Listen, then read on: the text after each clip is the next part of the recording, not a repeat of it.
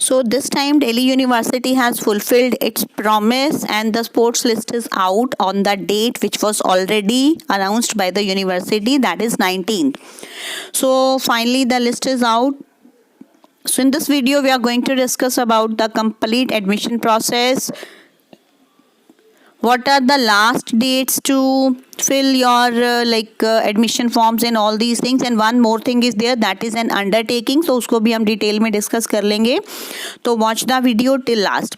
So first of all you can see कि now it is visible on the university website. Sports undergraduate and postgraduate दोनों की ही sports की list आ चुकी हैं. तो उसके बाद इसमें मीन्स बहुत सारी हेडिंग्स हैं कि मेन का अलग है, विमेन का अलग है, फिर अंडरटेकिंग का भी एक फॉर्मेट दिया हुआ है, वो भी हम इसमें डिस्कस करने वाले हैं. तो let us see first of all this is the first allotment for the undergraduate sports admission has been notified on Delhi University website.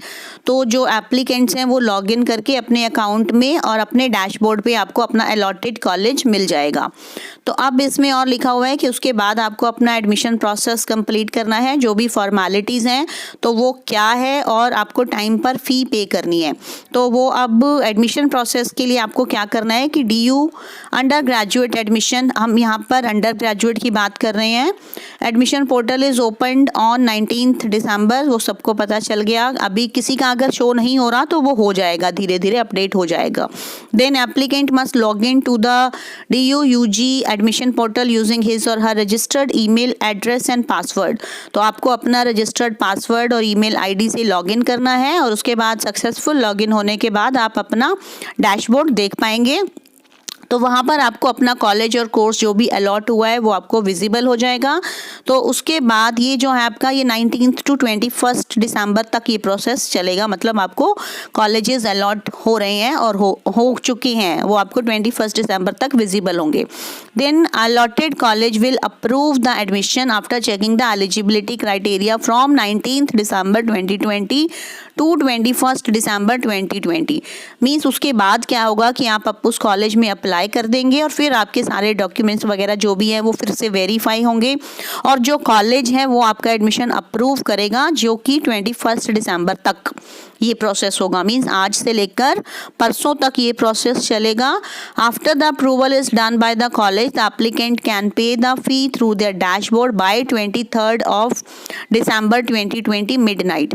तो मीन्स अब क्या होगा, 21 के बाद आपका जो एडमिशन प्रोसेस अगर अप्रूव हो जाता है तो 23 मिडनाइट तक, आधी रात तक आप अपनी फ़ी पेमेंट कर सकते हैं. तो अभी ज़्यादा घबराओ मत, टाइम है, डोंट वरी मच.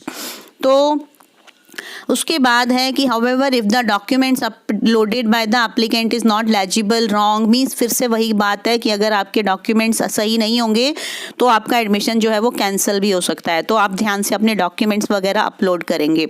अब इसके बाद कुछ इंपॉर्टेंट नोट्स हैं. The course and college allotted to the applicant will be visible on the dashboard. ये हमें पता चल गया. The applicant is required to submit an undertaking. This is very important, क्योंकि ये बाकी चीज़ों में नहीं है. ये अंडरटेकिंग ये स्पोर्ट्स कोटा के लिए है. ECA में भी आएगी ये चीज़, क्योंकि ये दोनों रिलेटेड हैं. तो this will be visible on your, means you have to fill this undertaking in the that format only which is available to you. अपने आप से नहीं बनवाना, इसी फॉर्मेट पे ही फिल करनी है. तो ये मैं इसका फॉर्मेट भी आपको आगे दिखा देती हूँ. Then the applicant is advise to keep on checking their dashboard, email and website for any further updates. No further request will be entertained by the university in case the applicant does not make the payment of fee within the stipulated time. तो 23 तक आपको फ़ी payment का जो time दिया गया है, अगर तब तक आप फ़ी पेमेंट नहीं करोगे तो उसके बाद आपको एंटरटेन नहीं किया जाएगा. तो ये भी बहुत इंपॉर्टेंट चीज़ है जो आपको पता होनी चाहिए. तो उसके बाद अब हम देखेंगे कि अंडरटेकिंग क्या होती है. तो एक्चुअली अंडरटेकिंग क्या होता है, एक प्लेज होती है. मीन्स आप एक प्रॉमिस कर रहे हो यूनिवर्सिटी को कि जो चीज़ें यहाँ पर लिखी हैं इस अंडरटेकिंग में, आप और आपके पेरेंट्स, मीन्स आपके पेरेंट्स के भी उस पर साइन होंगे कि आप और आपके पेरेंट्स उस चीज़ को एग्री करते हो. मीन्स आप मानते हो कि ये एक्चुअली में आपके पेरेंट्स ही ये अंडरटेकिंग दे रहे हैं. By the parent and student दोनों की ही अंडरटेकिंग है, दोनों का ही प्रॉमिस है, दोनों का प्लेज है.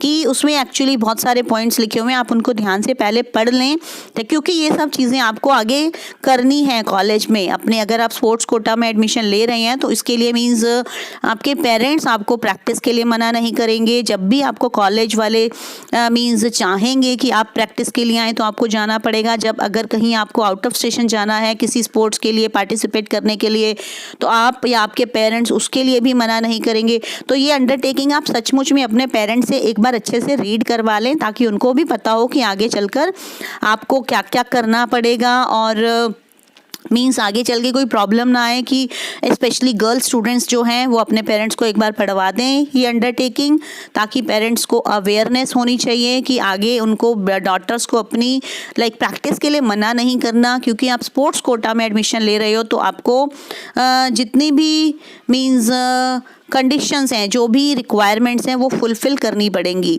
तो ये सब चीज़ें आपको पता होनी चाहिए स्पोर्ट्स कोटा के एडमिशन के लिए। आप इस अंडरटेकिंग को ध्यान से पढ़कर ये भी साथ में आपने एडमिशन के लिए सेंड करनी है। तो I think I have told you everything in detail. So share this video, subscribe to Kingdom of Earning and like the video also.